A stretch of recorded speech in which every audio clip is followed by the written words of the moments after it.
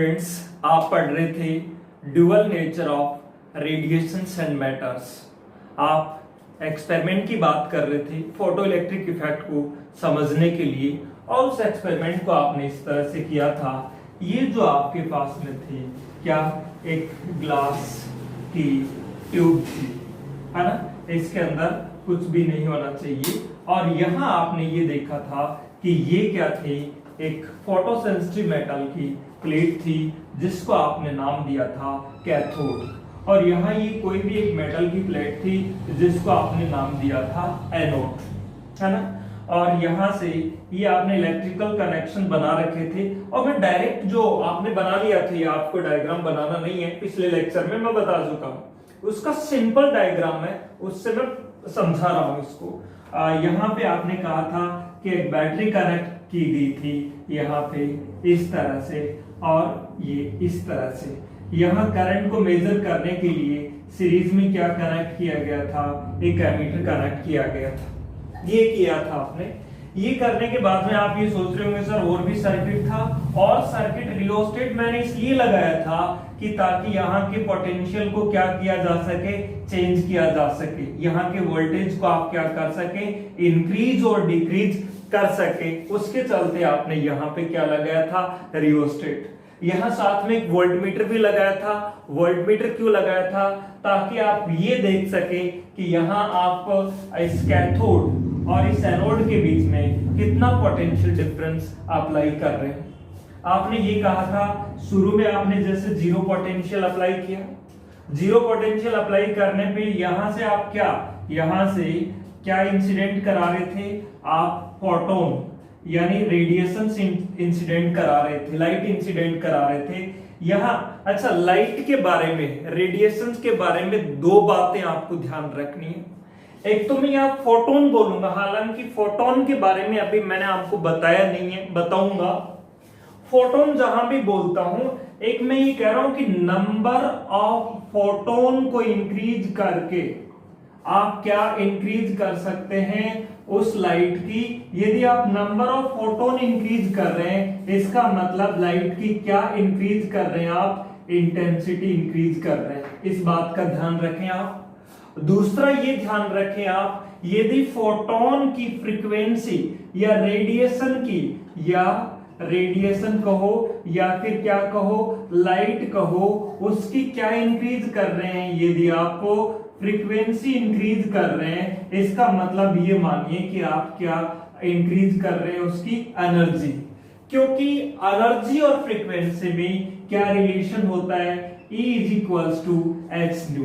E जहां पे energy, new क्या है फ्रीक्वेंसी, और H क्या है प्लैंक्स कांस्टेंट। ये बात आपने फिर से देखिए, नंबर ऑफ फोटोन, यदि मैं कह रहा हूं लाइट की इंटेंसिटी को बढ़ा रहे हैं, इसका मतलब आप किसको इंक्रीज कर रहे हैं, नंबर ऑफ फोटोन को। नंबर ऑफ फोटोन को इंक्रीज करके आप लाइट की, या लाइट कहो या रेडिएशन कहो, उसकी क्या इंक्रीज कर सकते हैं, इंटेंसिटी इंक्रीज कर सकते हैं। यदि आपको उस रेडिएशन की एनर्जी इंक्रीज करनी है, एनर्जी इंक्रीज करने का क्या तरीका आपके पास, उसकी क्या इंक्रीज कर दें आप, फ्रीक्वेंसी इंक्रीज कर दें। सो फर्स्टली मैंने ये कहा कि यहां पर आप जो ये रेडिएशंस गिरा रहे हैं, यहाँ पे जो फोटोन गिरा रहे हैं, उनकी क्या कांस्टेंट है, उनकी ये माने कि फ्रीक्वेंसी क्या है, कांस्टेंट है ना। फ्रीक्वेंसी कांस्टेंट है और इंटेंसिटी भी क्या है, कांस्टेंट है ना। और वो यहाँ पे गिराने के बाद में यहाँ से किनका एमिशन होने लगा था, इलेक्ट्रॉन्स का एमिशन होने लगा था। और इलेक्ट्रॉन्स के पास जो एनर्जी थी, है ना, यहाँ से जो भी आपने गिराए हैं उसके पास ये एनर्जी थी। वो एनर्जी यहाँ इसके अंदर क्या है, इलेक्ट्रॉन्स हैं, उनको मिलती है, जिसकी वजह से वो बाहर आ जाते हैं। तो बाहर आने पर जो एनर्जी है उनकी, देखो ये जो एनर्जी थी दो काम कर रही है, एक तो इनको बाहर लाने का, और जो बच गई यानी वर्क फंक्शन का, और बच गई वो energy as a kinetic energy काम कर रही है। और जिस एनर्जी के कारण वो यहाँ आ रहे थे, तो यहाँ से इलेक्ट्रॉन निकल रहे थे, एमिट हो रहे थे, जिसके चलते ये पॉजिटिवली चार्ज हो गई और वो यहाँ पर आ गई, है ना। यहाँ पे पहुंचे, यहाँ पे जो इलेक्ट्रॉन्स है, इलेक्ट्रॉन्स पे कौन सा चार्ज है, नेगेटिव है ना, वो यहाँ पे पहुंचेंगे। जैसे ही अपनी काइनेटिक एनर्जी के कारण यहाँ पे पहुंचते ही उनको एक क्या मिल गया, मीडियम मिल गया, जिसके चलते वो वापस यहाँ पे आ जाएंगे। तो जिसके कारण क्या फ्लो होगा, करंट फ्लो होगा। उस करंट को आपने नाम दिया था क्या, फोटो इलेक्ट्रिक करंट। अच्छा, क्या सारे के सारे इलेक्ट्रॉन यहाँ रीच हो पा रहे थे? आपका आंसर है कि नहीं, सारे के सारे इलेक्ट्रॉन यहाँ पे रीच नहीं हो पा रहे थे। क्यों नहीं हो पा रहे थे? क्योंकि कुछ इलेक्ट्रॉन्स की जो एनर्जी थी वो क्या थी, कम थी, जिस एनर्जी के कारण सारे के सारे यहाँ नहीं पहुंच पा रहे थे। तो जिसके चलते आपने यहाँ एनोड पर अप्लाई किया जाने वाला पोटेंशियल को, यानी पॉजिटिव पोटेंशियल क्या किया, इंक्रीज किया। जैसे जैसे आप पॉजिटिव पोटेंशियल इंक्रीज करेंगे वैसे वैसे इलेक्ट्रॉन्स की जो एनर्जी है वो क्या होगी, इंक्रीज होगी। क्योंकि इलेक्ट्रॉन पे कैसा चार्ज है, नेगेटिव चार्ज है, और नेगेटिव चार्ज है तो देखो ये पॉजिटिव पोटेंशियल नेगेटिव वाले को क्या करेगा, अपनी ओर अट्रैक्ट करेगा, जिसके कारण यहां पर रीच होने वाले जो इलेक्ट्रॉन्स हैं उनकी नंबर भी क्या होगी, बढ़ेगी, जिसके चलते करंट क्या हो जाएगा, इंक्रीज हो जाएगा। ये आपने देखा था। तो आपने इस तरह से कहा था कि ये आप एनोड पोटेंशियल लें, यहां एनोड पे अप्लाई किया गया पोटेंशियल जीरो था, जीरो पोटेंशियल पे भी क्या फ्लो हो रहा था, करंट फ्लो हो रहा था। फिर जैसे जैसे यहाँ का पोटेंशियल आपने इंक्रीज किया था वैसे वैसे करंट भी क्या होता गया था, इंक्रीज। लेकिन बाद में करंट क्या हो गया था, कांस्टेंट। उसका मैंने एक एग्जांपल में कहा था कि करंट कांस्टेंट क्यों हो जाता है, यहाँ जितने फोटोन गिराए मान लीजिए 40, तो कितने इलेक्ट्रॉन्स निकले 40 में से मैक्सिमम यहाँ कितने पहुंच सकते हैं 40, तो यहाँ मैक्सिमम 40 पहुंच सकते हैं। इसके बाद में यहां पर देखेंगे आप, जैसे ही इस एनोड पर आप कौन सा पोटेंशियल अप्लाई करें, नेगेटिव पोटेंशियल अप्लाई करें। नेगेटिव पोटेंशियल को बोला जाएगा रिटार्डेशन पोटेंशियल। सो रिटार्डेशन पोटेंशियल, पहले ये इलेक्ट्रॉन यहां आ रहे थे और नेगेटिव वाला उनको क्या करेगा, रिपेल करेगा। रिपेल करेगा तो क्या पहुंच पाएंगे, नहीं। हाँ, कुछ इलेक्ट्रॉन्स यहाँ पहुंच सकते हैं, वो इलेक्ट्रॉन पहुंच सकते हैं जिनकी काइनेटिक एनर्जी बहुत ज्यादा है। आप यहाँ पे और नेगेटिव पोटेंशियल अप्लाई करेंगे तो यहाँ पहुंचने वाले इलेक्ट्रॉन्स और भी क्या हो जाएंगे, कम हो जाएंगे। वही पहुंचेंगे जिनकी काइनेटिक एनर्जी बहुत ज्यादा थी। आप यहाँ पर नेगेटिव पोटेंशियल, इतना नेगेटिव पोटेंशियल अप्लाई कर दें कि यहाँ पे पहुंचने वाले इलेक्ट्रॉन्स क्या हो जाएं, जीरो, और यहाँ कोई इलेक्ट्रॉन ही नहीं पहुंचेगा तो इससे कोई करंट फ्लो नहीं करेगा। उस पोटेंशियल को जैसे जैसे आपने नेगेटिव पोटेंशियल यहाँ पे इंक्रीज करेंगे, देखो इधर नेगेटिव और इधर कौन सा था, पॉजिटिव। नेगेटिव पोटेंशियल इंक्रीज करने पर ये जो आपका करंट था, है ना, फोटो इलेक्ट्रिक करंट, वो क्या हो रहा था, जीरो हो रहा था एक पर्टिकुलर पोटेंशियल पे। उस पोटेंशियल को आपने V0 से रिप्रेजेंट किया था और इसको कहा था आपने स्टॉपिंग पोटेंशियल। ये पिछली क्लास में आपने पढ़ा था, आपने ये देखा था स्टॉपिंग पोटेंशियल को इस तरह से। इंपॉर्टेंट है स्टॉपिंग पोटेंशियल, एग्जाम में पूछ लिया जाता है, define stopping potential. Stopping potential होता क्या है, वो रिटार्डेशन पोटेंशियल की मिनिमम वैल्यू जिस पर फोटो इलेक्ट्रिक करंट क्या हो जाए, जीरो हो जाए, उसको बोला जाता है स्टॉपिंग पोटेंशियल।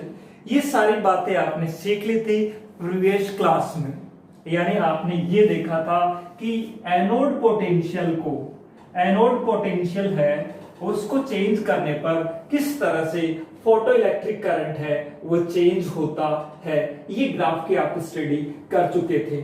आज हम देखेंगे इस क्लास में कि किस तरह से, देखो कि किस तरह से हम इसको इंटेंसिटी को चेंज करें। तो इंटेंसिटी को चेंज करने पर करंट है वो चेंज होगा। इंटेंसिटी का मतलब समझ गए होंगे ना, मैंने अभी लिखा था ना, इंटेंसिटी का मतलब होता है नंबर ऑफ फोटोन इंक्रीज करके आप क्या इंक्रीज कर सकते हैं, इंटेंसिटी। तो सेकंड पॉइंट जो लिखा था आपने पिछली क्लास, उसमें तो ये देखा था कि इफेक्ट, क्या इफेक्ट है किसका, इसका एनोड पोटेंशियल का। आज हम देखेंगे इफेक्ट ऑफ किसका, intensity on photo electric current. Photo electric current पर इंटेंसिटी है, इंटेंसिटी ऑफ रेडिएशन है ना, effect of intensity of radiation है ना, इंटेंसिटी ऑफ रेडिएशन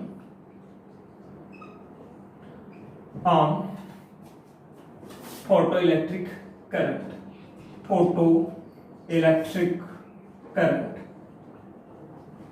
देखो क्या इफेक्ट है ये समझते हैं। मैंने आपको ये बताया यदि आप किसको इंक्रीज करना चाहते हैं, इंटेंसिटी को इंक्रीज करना चाहते हैं, तो क्या इंक्रीज करें, उसकी फ्रीक्वेंसी को तो कांस्टेंट रखें और इंटेंसिटी को इंक्रीज करने का हमारे पास एक तरीका है। क्या तरीका है, नंबर ऑफ फोटोन इंक्रीज कर दें। मान लो पहले आपके पास में यहां नंबर ऑफ फोटोन गिरा रहे थे, इंसिडेंट करा रहे थे, वो थे 40 है ना, और यदि अब नंबर ऑफ फोटोन आप 80 इंसिडेंट कराने लग जाते हो है ना, मान लो 50 है ना, समझने के हिसाब से एक एग्जांपल ले रहा हूं, 50 फोटोन इंसिडेंट करा रहे आप इस पर है ना, 50 फोटोन इंसिडेंट कराने पर यहां से कितने इलेक्ट्रॉन्स एमिट होंगे, 50। क्यों होंगे, क्योंकि हर एक इलेक्ट्रॉन है वो किसको अब्जॉर्ब करेगा, फोटोन को अब्जॉर्ब करेगा, जिसके कारण उसको क्या मिलेगी, एनर्जी मिलेगी, और उस एनर्जी के कारण उनका क्या होने लगेगा, एमिशन। जैसे मैं ये कहूं कि यहां पे आप ये देखिए कि ये इस तरह से ले रहे हैं आप, यहाँ पे एनोड पोटेंशियल ले रहा हूं और यहाँ पे मैं लिख रहा हूं फोटो इलेक्ट्रिक करंट, और यहाँ पे मैंने ये कहा है कि शुरू में स्टार्टिंग में हम 50 फोटॉन्स इंसिडेंट करा रहे हैं। 50 फोटोन इंसिडेंट कराएंगे तो कितने इलेक्ट्रॉन्स एमिट होंगे, 50 फोटोन के कारण 50 इलेक्ट्रॉन्स एमिट होंगे, और 50 में सारे के सारे जो इलेक्ट्रॉन्स हैं क्या यहां पे पहुंच जाएंगे, नहीं पहुंच जाएंगे, कुछ ही इलेक्ट्रॉन यहां पे रीच कर पाएंगे। कौन से इलेक्ट्रॉन यहां पे रीच कर पाएंगे, जिनके पास सफिशिएंट काइनेटिक एनर्जी है, वो इलेक्ट्रॉन्स यहां रीच होंगे, और जो यहां रीच होने के कारण वो यहां पे आ जाएंगे, क्योंकि इलेक्ट्रॉन्स निकलेंगे तो ये पॉजिटिवली चार्ज होगी और उनके पास काइनेटिक एनर्जी सफिशिएंट है, वो यहां आ गए, और यहां आते ही उनको एक मीडियम मिल गया, एक वायर मिल गया, जिसके चलते ये पॉजिटिव है उनको वापस क्या कर लेगा, अट्रैक्ट कर लेगा। तो करंट फ्लो हुआ, 40 के कारण फ्लो हुआ, मैंने ये मान लिया कि मान लो ये 40 के कारण करंट फ्लो हुआ। फिर जैसे ही आपने एनोड पर कौन सा पोटेंशियल, पॉजिटिव पोटेंशियल अप्लाई किया, वैसे वैसे उनकी नंबर क्या होती जाएगी, बढ़ती जाएगी। कितने इलेक्ट्रॉन थे, 50 में से यहां कितने पहुंच रहे थे, जीरो पोटेंशियल अप्लाई किया था तो 40, क्यों बाकी 10 क्यों नहीं पहुंच रहे थे, आपका आंसर है कि उनके पास में सफिशिएंट काइनेटिक एनर्जी नहीं थी। तो अब जैसे ही एनोड पे पॉजिटिव पोटेंशियल अप्लाई करने के कारण उनकी जो काइनेटिक एनर्जी है, वो जो 10 बाकी चले गए थे वापस, वो भी क्या होंगे, उनको भी ये क्या करेगा, अट्रैक्ट करेगा। जितना ज्यादा पोटेंशियल यहां अप्लाई करेंगे उतने ही ज्यादा इलेक्ट्रॉन यहां पे आएंगे और उतना ही ज्यादा करंट फ्लो होगा। यानी आप ये कहें कि एनोड पोटेंशियल है, उसको इंक्रीज करने पर यहां रीच होने वाले इलेक्ट्रॉन्स इंक्रीज होंगे, और जिसकी वजह से इससे फ्लो होने वाला जो करंट है वो भी इंक्रीज होगा। इस तरह से क्या आप पोटेंशियल बहुत ज्यादा करके इनकी जो नंबर है इलेक्ट्रॉन्स की 50 से ज्यादा कर सकते हैं? नहीं कर सकते, क्योंकि यहां इलेक्ट्रॉन्स ही मैक्सिमम कितने एमिट हुए, 50 ही क्यों एमिट हुए, क्योंकि आपने फोटोन इंसिडेंट कराए थे, वही कितने थे, 50। तो 50 फोटोन से 50 फोटोन के कारण कितने इलेक्ट्रॉन्स एमिट होंगे, 50 ही होंगे ना। अच्छा, अब आपने कहा कि मैक्सिमम करंट 50 के कारण ही होगा, उसके बाद में करंट ज्यादा इंक्रीज नहीं होगा। फिर आप चाहे किसको, इस एनोड पोटेंशियल को कितना ही बढ़ा दो, करंट डिपेंड नहीं करेगा। इसके बाद आप कहें कि इस पर क्या, कौन सा पोटेंशियल अप्लाई करें, नेगेटिव पोटेंशियल अप्लाई करें। नेगेटिव पोटेंशियल तो जो 40 0 वोल्ट पर यहाँ 40 पहुंच रहे थे, है ना, और नेगेटिव अप्लाई करोगे तो उन 40 में से भी क्या करना शुरू करेगा, रिपेल करना शुरू करेगा। जितना ज्यादा नेगेटिव अप्लाई करोगे उतने ही ज्यादा इलेक्ट्रॉन्स यहां से क्या हो जाएंगे, रिपेल हो जाएंगे। तो आपने देखा था ये नेगेटिव वाला पोटेंशियल, जैसे जैसे यहाँ नेगेटिव पोटेंशियल इंक्रीज करते हैं, ये वाला नेगेटिव पोटेंशियल, वैसे वैसे यहाँ रीच होने वाले इलेक्ट्रॉन्स की नंबर क्या हो जाती है, कम। और वो नेगेटिव पोटेंशियल जिस पर ये यहाँ रीच होने वाले इलेक्ट्रॉन्स जीरो हो जाए या फिर इससे फ्लो होने वाला फोटो इलेक्ट्रिक करंट क्या हो जाए, जीरो हो जाए, उस पोटेंशियल को आपने नाम दिया था स्टॉपिंग पोटेंशियल। ये बात क्लियर है। यहां इंटेंसिटी मान लो I1 थी। अब मैं ये कहूं कि अब मैं इंटेंसिटी को डबल कर रहा हूं या इंक्रीज कर रहा हूं। डबल करने का मतलब ये हुआ, जैसे इंटेंसिटी इंक्रीज करने का क्या तरीका है, by increasing the number of photon we can increase the intensity.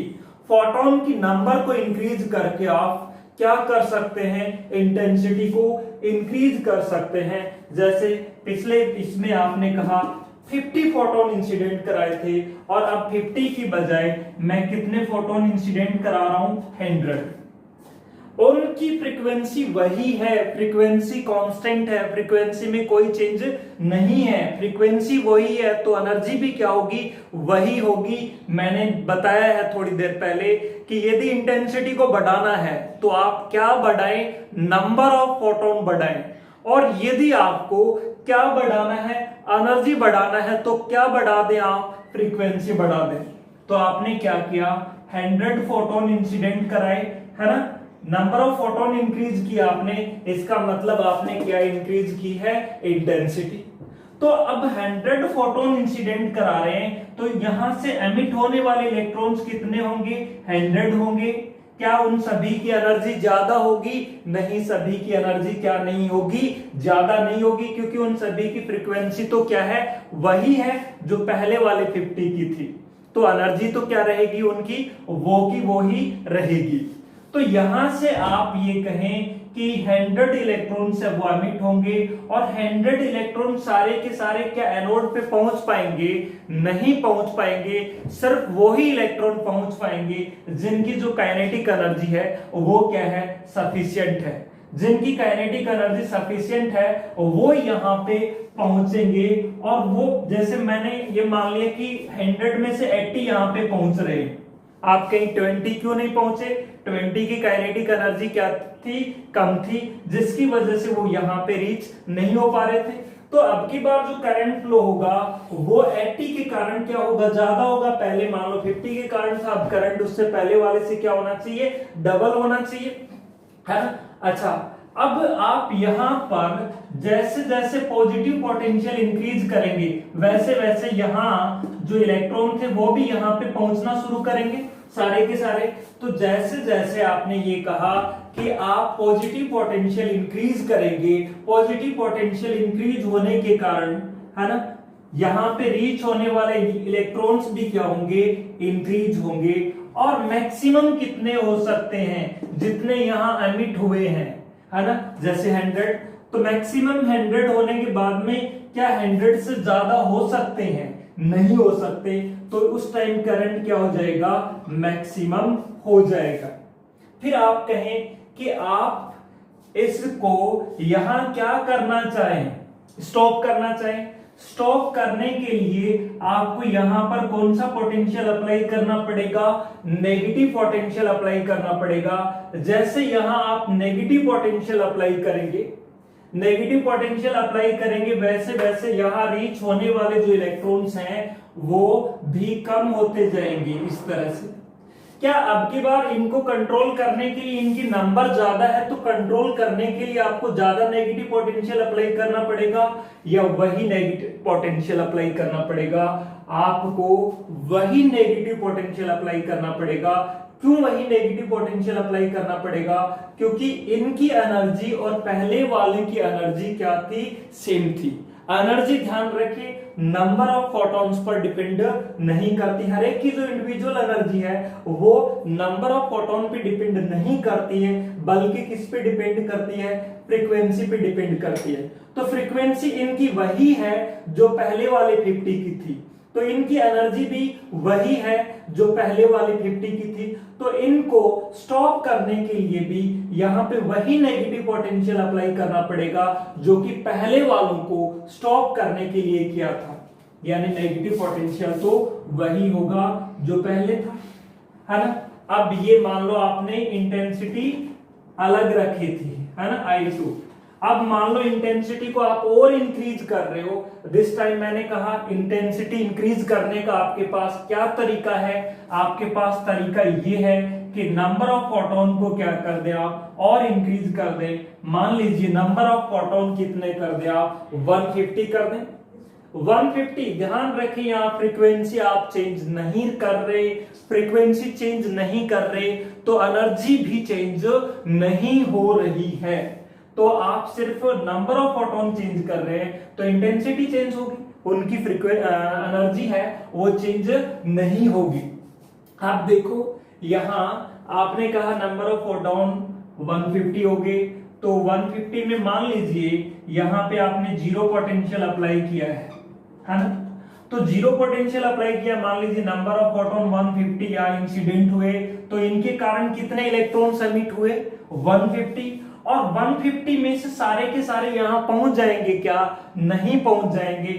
मान लीजिए जब 50 में से कितने इलेक्ट्रॉन पहुंच रहे थे, 40, तो 150 में कितने पहुंच सकते हैं, 120।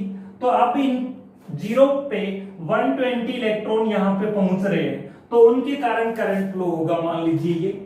अब जैसे जैसे यहां का पोटेंशियल आप इंक्रीज करते जाएंगे तो वैसे वैसे यहाँ जो बाकी बचे हुए इलेक्ट्रॉन हैं वो भी यहाँ रीच होते जाएंगे, और मैक्सिमम कितने हो सकते हैं, 150। चाहे यहाँ का पोटेंशियल आप कितना भी इंक्रीज कर लो, 150 से ज्यादा हो ही नहीं सकते, क्योंकि एमिट ही कितने हुए हैं, 150। तो मैक्सिमम हो जाएगा ये करंट। फिर उसके बाद में चाहे आप एनोड पे अप्लाई किया गया पोटेंशियल इंक्रीज कर लो, आपका जो करंट है उसमें कोई चेंज नहीं होगा, ये करंट मैक्सिमम हो जाएगा।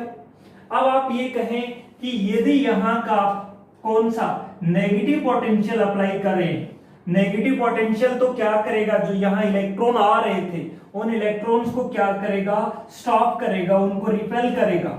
और जितना ज्यादा नेगेटिव अप्लाई करेंगे उतने ही ज्यादा इलेक्ट्रॉन्स हैं उनको क्या कर देगा, रिपेल कर देगा। मान लीजिए आपने नेगेटिव अप्लाई किया, तो थोड़ा नेगेटिव अप्लाई किया तो कुछ इलेक्ट्रॉन्स है वो रिपेल हो जाएंगे। कौन से हो जाएंगे रिपेल, जिनकी काइनेटिक एनर्जी कम थी। कौन पहुंचेंगे, जिनकी काइनेटिक एनर्जी बहुत ज्यादा थी, वो तो इसका रिपेल का अपोज करते हुए भी यहाँ पे पहुंच जाएंगे। आपने और ज्यादा नेगेटिव अप्लाई किया इस तरह से, तो क्या सभी इलेक्ट्रॉन्स को रोकने के लिए अब की बार ज्यादा स्टॉपिंग पोटेंशियल अप्लाई करना पड़ेगा यहाँ पे, या ज्यादा नेगेटिव पोटेंशियल अप्लाई करना पड़ेगा, नहीं, उतना ही करना पड़ेगा जितना कि पहले वाले 50 या 100 को स्टॉप करने के लिए अप्लाई किया था। क्यों उतना ही क्यों करना पड़ेगा, कारण उसका ये है क्योंकि इनकी एनर्जी तो वही है। एनर्जी वो की वो क्यों है, क्योंकि इनकी फ्रीक्वेंसी क्या है, वो की वो ही है। एनर्जी किस पे डिपेंड करती है, फ्रीक्वेंसी पर डिपेंड करती है। यहां इस बात को ध्यान रखेंगे, एनर्जी नंबर ऑफ फोटॉन्स पे डिपेंड नहीं करती। तो इन सभी फोटॉन्स की फ्रीक्वेंसी सेम होने के कारण इन सभी की एनर्जी भी क्या होगी, सेम, और इन सभी की एनर्जी सेम होगी तो ये एनर्जी इलेक्ट्रॉन्स को मिल रही है वो भी क्या होगी, है ना। तो अब उनको स्टॉप करने के लिए जो आप पोटेंशियल अप्लाई कर रहे हैं वो स्टॉपिंग पोटेंशियल भी क्या होगा, पहले वाले जितना ही होगा। तो यहाँ पे आपने ये देखा है कि जैसे जैसे आप इंटेंसिटी को, है ना, इंटेंसिटी कौन सी ज्यादा है यहाँ पे, I1 कम थी, I2 और ज्यादा है, I3 और ज्यादा है। जैसे जैसे आप इंटेंसिटी, ये एनोड पोटेंशियल है और ये फोटोइलेक्ट्रिक करंट है, जैसे जैसे आप क्या इंक्रीज कर रहे हैं, इंटेंसिटी इंक्रीज कर रहे हैं, वैसे वैसे, है ना, जैसे जैसे आपने कहा इंटेंसिटी इंक्रीज किया वैसे वैसे क्या इंक्रीज होने लगा, मैक्सिमम करंट। ये सैचुरेशन करंट कब इंक्रीज हो रहा है? इंटेंसिटी कम थी तो करंट कम था, इंटेंसिटी ज्यादा है तो करंट और ज्यादा हुआ, इंटेंसिटी और ज्यादा थी तो करंट और ज्यादा हुआ। यही हुआ। तो इसके बारे में लिख लेते हैं। यहां आपने किसको कांस्टेंट रखा है? फ्रीक्वेंसी को। फ्रीक्वेंसी कांस्टेंट है तो ध्यान रखिए आपकी एनर्जी भी क्या होगी? कांस्टेंट होगी उन सभी की, है ना। तो लिख लेते हैं if we allow the radiations लिख रहा हूं मैं, आप लाइट या फोटोन मान सकते हैं ना। रेडिएशंस ऑफ फिक्स्ड फ्रीक्वेंसी, है ना। उन रेडिएशंस की फ्रीक्वेंसी क्या है? फिक्स है। एंड पोटेंशियल डिफरेंस एनोड के बीच में लगा रहे हैं, वो पहले वाले के लिए भी वही था, है ना। इज आल्सो फिक्स्ड, है ना। देन क्या हुआ? Photo electric current is found. Photo electric current is found linearly increases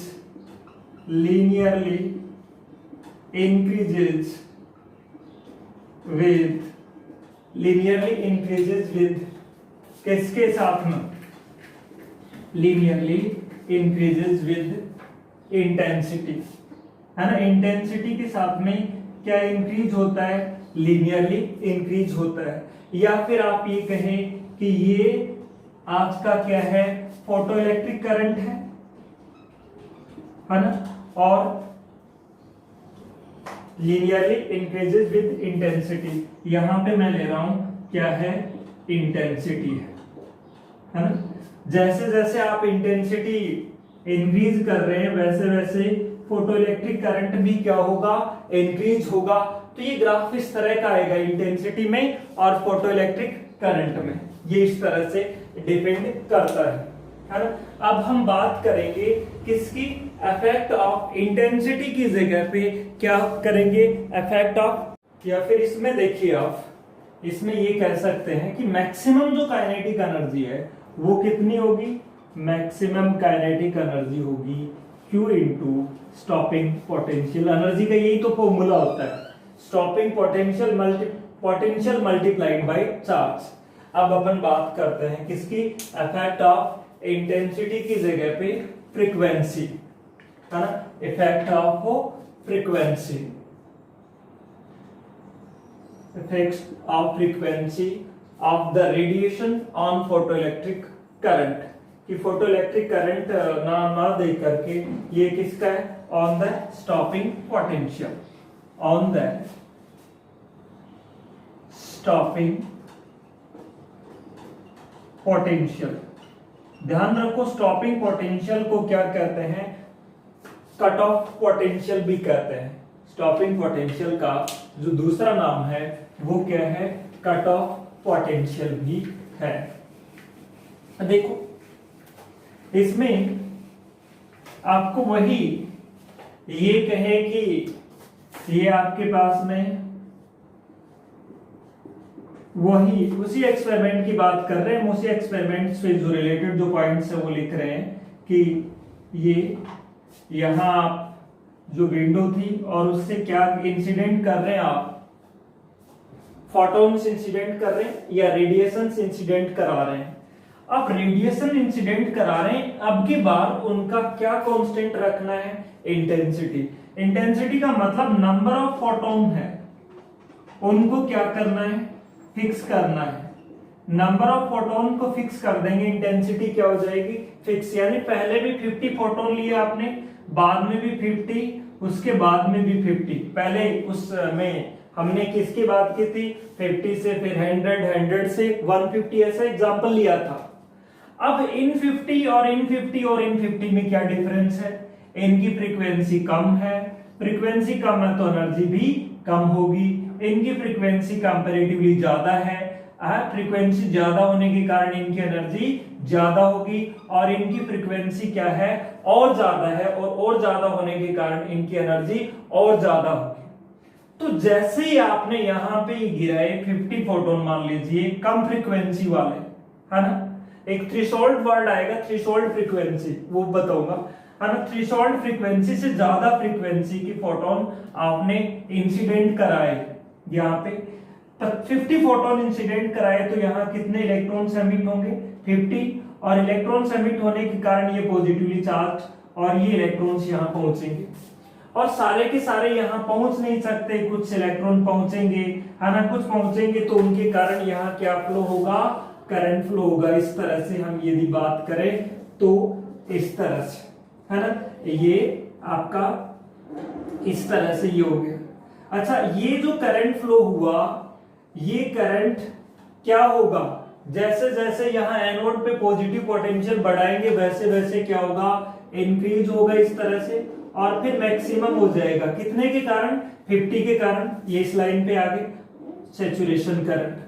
अब आप ये कहें कि यहाँ पे आप नेगेटिव पोटेंशियल अप्लाई करें, रिटार्डेशन पोटेंशियल जिसको आप कहते हो, वो अप्लाई करने पर यहाँ पहुंचने वाले इलेक्ट्रॉन्स क्या होते जाएंगे, कम, और कम होंगे तो करंट भी कम होता जाएगा, और नेगेटिव अप्लाई करोगे तो ये एक टाइम क्या हो जाएंगे, जीरो। तो जैसे जैसे आपने नेगेटिव पोटेंशियल अप्लाई किया वैसे वैसे ये कम होते होते क्या हो गए, जीरो हो गए, और जहां पर ये जीरो हो जाते हैं उस नेगेटिव पोटेंशियल को आप क्या बोलते हो, स्टॉपिंग पोटेंशियल। फिर आपने क्या किया, अब की बार पहले जैसे ये न्यू1 फ्रीक्वेंसी, इनकी फ्रीक्वेंसी थी, फ्रीक्वेंसी को हम न्यू से रिप्रेजेंट कर रहे हैं यहाँ पे, इनकी फ्रीक्वेंसी क्या थी, न्यू1 थी।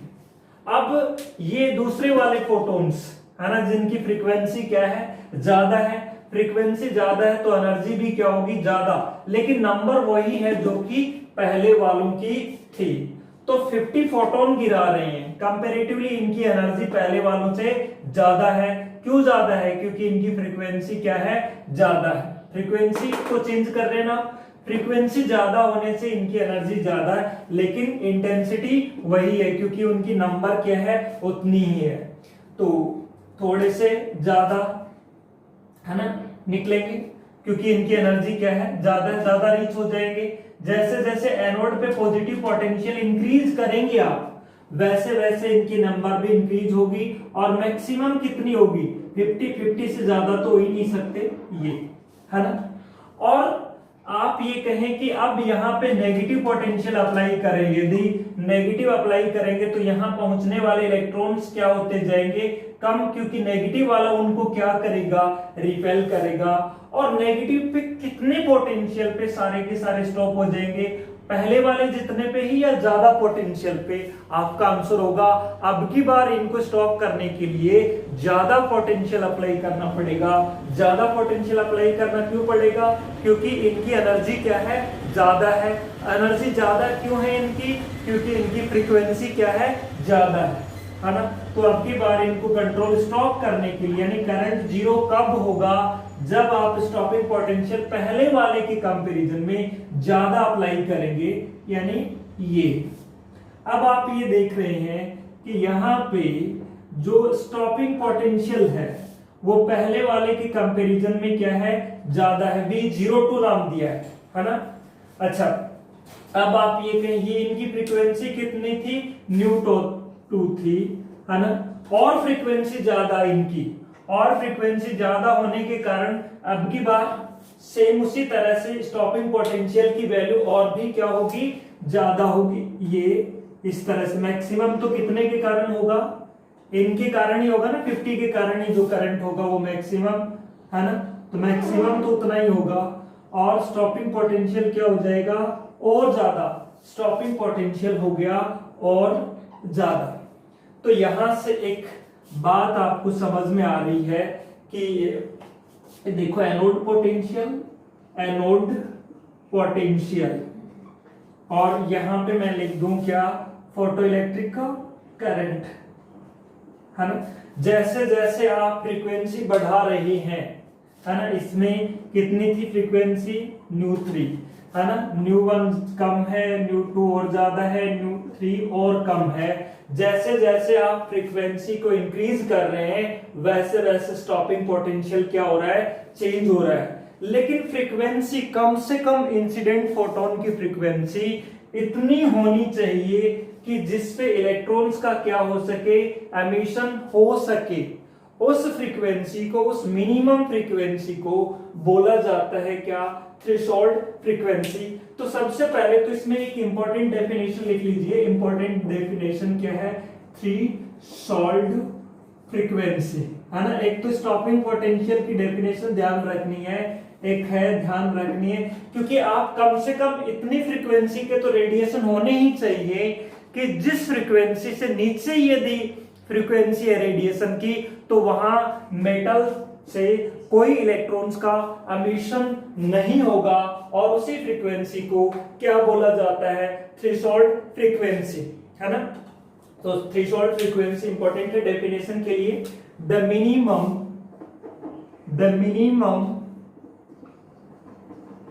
frequency of the incident radiation, है ना, frequency of radiations below which photoelectric current stop, photoelectric current stop. आप खुद सोचिए भाई, आप इसको इस तरह से सोच के देखें। आप ये तो जानते हैं कि फोटोन की एनर्जी किस पर डिपेंड करती है, उसकी फ्रीक्वेंसी पे। फ्रीक्वेंसी पहले जो फोटोन लिए उनकी कम है तो एनर्जी कम होगी, और एनर्जी कम है तो इन इलेक्ट्रॉन को मिलने वाली एनर्जी भी क्या होगी, कम होगी। और इलेक्ट्रॉन को मिलने वाली एनर्जी इतनी कम है कि वो एनर्जी वर्क फंक्शन से कम है, तो क्या फोटोइलेक्ट्रिक एमिशन होगा, क्या इलेक्ट्रॉन बाहर आ पाएंगे, नहीं आ पाएंगे। इलेक्ट्रॉन बाहर नहीं आ पाएंगे तो क्या करंट फ्लो हो पाएगा, फोटोइलेक्ट्रिक करंट नहीं हो पाएगा। सो वो मिनिमम फ्रीक्वेंसी, जिस फ्रीक्वेंसी पर क्या फ्लो हो, करंट फ्लो हो, फोटोइलेक्ट्रिक करंट फ्लो हो, उसी मिनिमम फ्रीक्वेंसी को क्या बोला जाता है, थ्रेशोल्ड फ्रीक्वेंसी बोला जाता है। देखो सीधी सी बात है, क्या है कि जैसे जैसे फ्रीक्वेंसी बढ़ती है वैसे वैसे फोटोन की एनर्जी बढ़ती है, और फोटोन वाली एनर्जी किनको मिल रही है, इलेक्ट्रॉन को मिल रही है, उनकी भी एनर्जी बढ़ेगी। अब एनर्जी कम से कम इलेक्ट्रॉन की कितनी होनी चाहिए एमिट होने के लिए, कम से कम वर्क फंक्शन के बराबर होना चाहिए।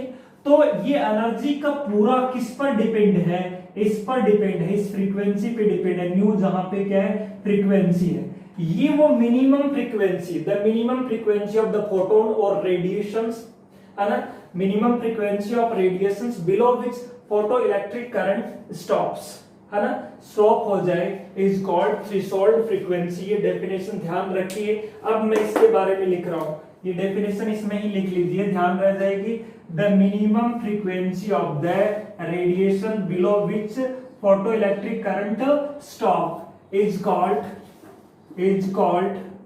Threshold frequency. पूछी जाती है स्टॉपिंग पोटेंशियल की और थ्रेशोल्ड फ्रीक्वेंसी की डेफिनेशन, है ना। अब देखो, थ्रेशोल्ड फ्रीक्वेंसी से कम फ्रीक्वेंसी के रेडिएशन इंसिडेंट होने पर कोई फोटो इलेक्ट्रिक एमिशन नहीं होता। ध्यान रखें, यदि इंसिडेंट रेडिएशन या इंसिडेंट लाइट की फ्रीक्वेंसी थ्रेशोल्ड फ्रीक्वेंसी से कम है, उस केस में कोई किसी तरह का फोटो इलेक्ट्रिक एमिशन नहीं होगा, यानी मेटल से कोई इलेक्ट्रॉन्स का एमिशन नहीं होगा। अब देखिए, आप ये बात लिखना चाह रहे थे, क्या लिखे इसमें, जैसे जैसे देखो यहां क्या है, इस ग्राफ के बारे में लिख रहे हैं, है ना। If we increase the frequency of incident radiations, है ना, then stopping by keeping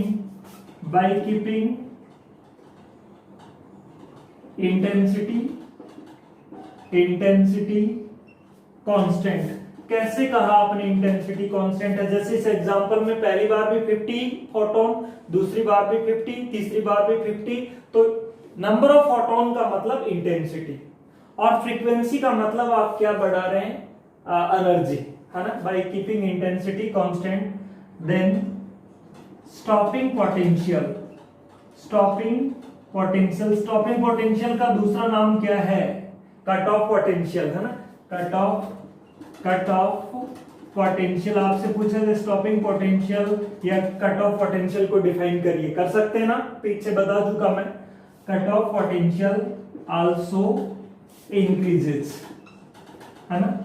लेकिन क्या थ्रेशोल्ड फ्रीक्वेंसी की वैल्यू थ्रेशोल्ड फ्रीक्वेंसी से कम होने पे फोटोइलेक्ट्रिक इफेक्ट होगा? नहीं होगा, है ना। तो इसका भी हम ग्राफ बना लेते हैं। क्या इस तरह से ये लिख लिया, इसी ग्राफ को इस तरह से मॉडिफाई कर सकते हैं इसके सामने। जैसे आपने ये कहा कि ये आप इस एक्सेस पे क्या ले लें, फ्रीक्वेंसी, है ना, फ्रीक्वेंसी ऑफ इंसिडेंट रेडिएशन, और यहां इस एक्सेस पे क्या ले लें आप, स्टॉपिंग पोटेंशियल, है ना, स्टॉपिंग पोटेंशियल। ये स्टॉपिंग पोटेंशियल है और ये है फ्रीक्वेंसी ऑफ रेडिएशन। जैसे जैसे फ्रीक्वेंसी बढ़ती है, देखो ये फ्रीक्वेंसी कम थी, स्टॉपिंग पोटेंशियल कम, फ्रीक्वेंसी ज्यादा है, स्टॉपिंग पोटेंशियल और ज्यादा, फ्रीक्वेंसी और ज्यादा है, स्टॉपिंग पोटेंशियल और ज्यादा। लेकिन कम से कम फ्रीक्वेंसी कितनी, क्या जीरो होनी चाहिए? नहीं, कम से कम फ्रीक्वेंसी किसके इक्वल होनी चाहिए, थ्रेशोल्ड फ्रीक्वेंसी की इक्वल होनी चाहिए। जैसे ये थ्रेशोल्ड फ्रीक्वेंसी है, इसके इक्वल होनी चाहिए। इससे ज्यादा फ्रीक्वेंसी होने पर स्टॉपिंग पोटेंशियल भी फ्रीक्वेंसी के इंक्रीज होने पर क्या होता है, इंक्रीज। देखो फ्रीक्वेंसी इंक्रीज होने पे स्टॉपिंग पोटेंशियल भी क्या होता है, इंक्रीज। ये जैसे मान लीजिए कोई दो मेटल अलग अलग हैं, तो दोनों मेटल के लिए स्टॉपिंग पोटेंशियल सेम होगा या अलग अलग? अलग अलग होगा। जैसे मेटल ए के लिए लिख दिया, इसी तरह से मेटल बी के लिए थ्रेशोल्ड फ्रीक्वेंसी ये है। तो फोटोइलेक्ट्रिक इफेक्ट होता कब है, कम से कम फ्रीक्वेंसी किसके इक्वल हो, थ्रेशोल्ड फ्रीक्वेंसी के इक्वल हो। तो जैसे जैसे उसके बाद में आप फ्रीक्वेंसी को इंक्रीज करेंगे, वैसे वैसे स्टॉपिंग पोटेंशियल भी क्या होगा, ये V01, V02, V03 क्या है, स्टॉपिंग पोटेंशियल्स है ना। ये फ्रीक्वेंसी को इंक्रीज करने पे देखो क्या हो रहे हैं, इंक्रीज हो रहे हैं। तो मान लीजिए सेकंड मेटल के लिए ये है मेटल बी के लिए, तो ये आपने देखा है कि if we increase the frequency of incident radiation by keeping the intensity constant, then stopping potential यानी cut off potential also increases. ये इस ग्राफ में आपने देखा है। अब देखिए इस पूरे का जो कंक्लूजन देखना है, कंक्लूजन को लिख लेते हैं कि ये जो ग्राफ्स बनाए हैं अपन ने, कल जो सर्किट बनाया था, जो एक्सपेरिमेंट, उसके जो कंक्लूजन लिख लेते हैं अपन ने, ग्राफ से इन सभी को एक्सप्लेन किया है, समझा है। उनका जो कंक्लूजन है वो लिख लेते हैं। पहला कंक्लूजन तो ये है कि जब सफिशिएंट अमाउंट ऑफ फ्रीक्वेंसी का हो, है ना, तो कंक्लूजन क्या है, when radiations of the frequency of greater than या more than the threshold frequency incident on the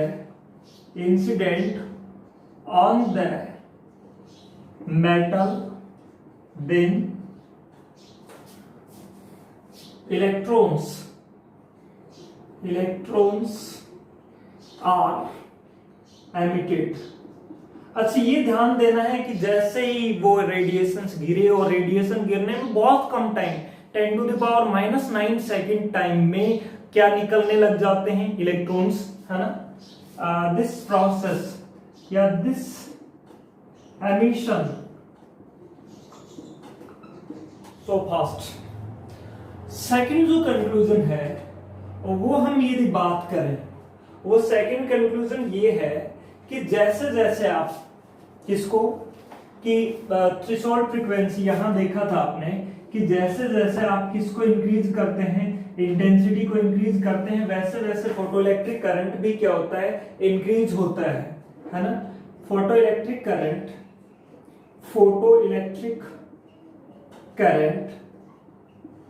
linearly increases with किसके साथ में, है ना। फोटोइलेक्ट्रिक करंट किसके साथ में इंक्रीज होता है, इंटेंसिटी ऑफ द रेडिएशंस की जो इंटेंसिटी है और उनके साथ में क्या होता है, इंक्रीज होता है। थर्ड, यदि आप पॉइंट की बात करें, आपने ये देखा था कि फ्रीक्वेंसी को इंक्रीज करके आप क्या इंक्रीज कर सकते हैं, स्टॉपिंग पोटेंशियल, है ना। स्टॉपिंग पोटेंशियल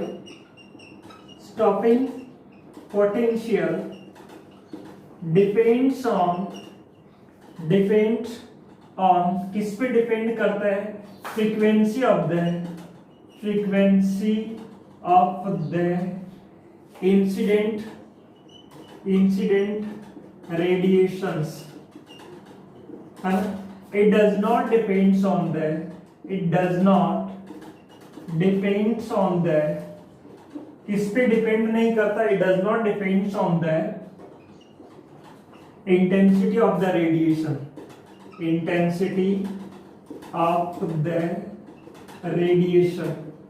है ना। रेडिएशन की इंटेंसिटी पे डिपेंड नहीं करता, है ना। ये the kinetic energy of the electrons may B